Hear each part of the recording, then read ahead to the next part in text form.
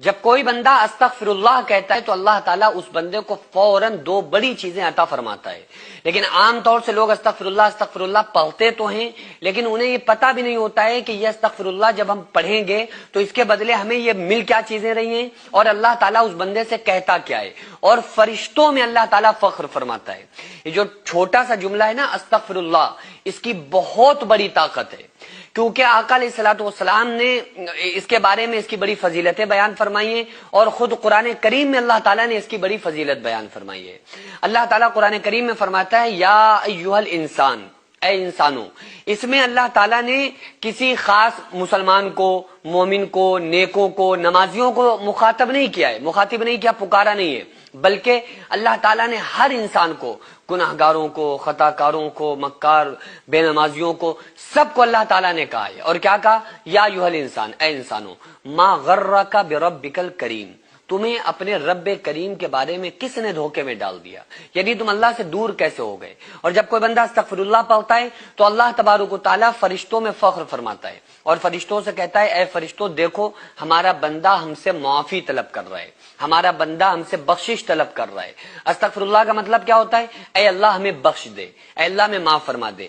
یہ استغفراللہ جب کوئی بندہ کہے، اگر اس کے دل میں ندامت آ گئی تو کتنے بھی گناہ ہوں گے اس کے اللہ تعالیٰ معاف کر دے گا.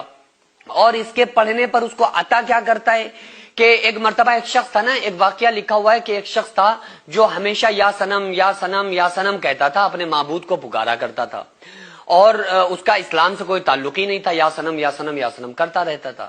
تو 70 سال تک وہ یا سنم کہتا رہا. ایک مرتبہ اس کی زبان لڑکھڑا گئی اور اس کی زبان سے یا سنم کی جگہ یا سمد نکلا. اور یا سمد کس کا نام ہے؟ اللہ کا نام ہے، اللہ الصمد. سمد کہتے ہیں بے نیاز کو.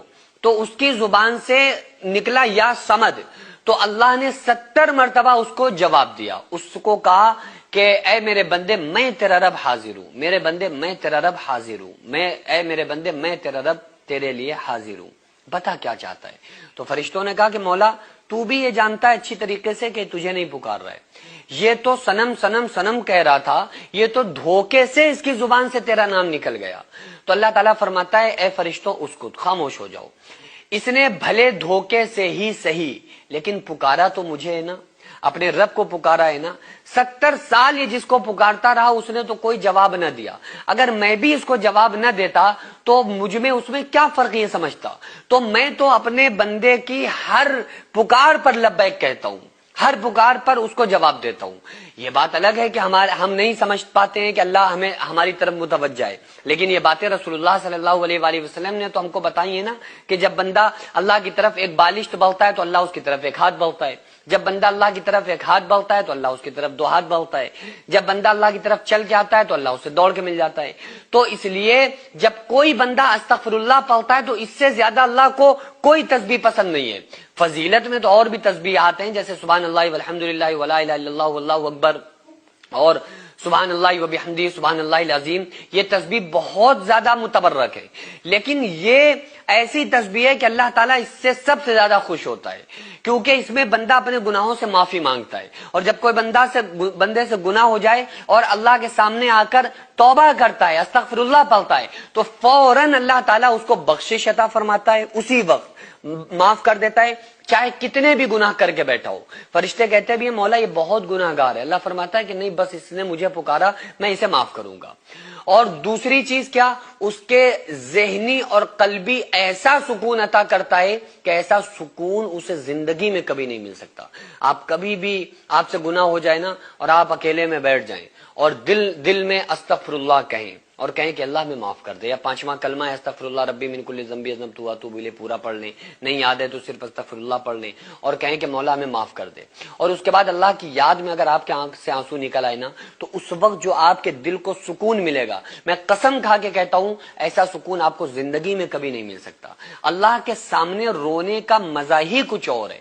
جو لوگ اللہ کے سامنے رونے والے ہیں وہ دنیا میں کبھی کسی کے سامنے نہیں روتے, وہ کبھی کسی سے سوال نہیں کرتے. انہیں اللہ کے سامنے رونے میں لطف آتا ہے, انہیں اللہ کے سامنے رونے میں مزہ آتا ہے. وہ اللہ کو اپنا درد سناتے ہیں تو ان کا درد کم ہو جاتا ہے.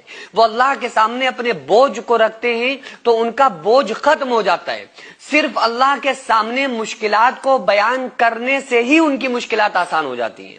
یہ تعلق ہوتا ہے ایک مومن بندے کا اپنے رب کے ساتھ, اور یہ تعلق جس بندے کا اللہ سے پیدا ہو جائے, جس بندے کے دل میں یہ تعلق آ جائے, تو آپ سمجھ لیں کہ اللہ تبارک و تعالیٰ نے اسے دنیا میں ہی اپنا بنا لیا ہے. وہ پھر اللہ کا نیک بندہ بن جاتا ہے, پھر وہ مخلص بندہ کہلاتا ہے.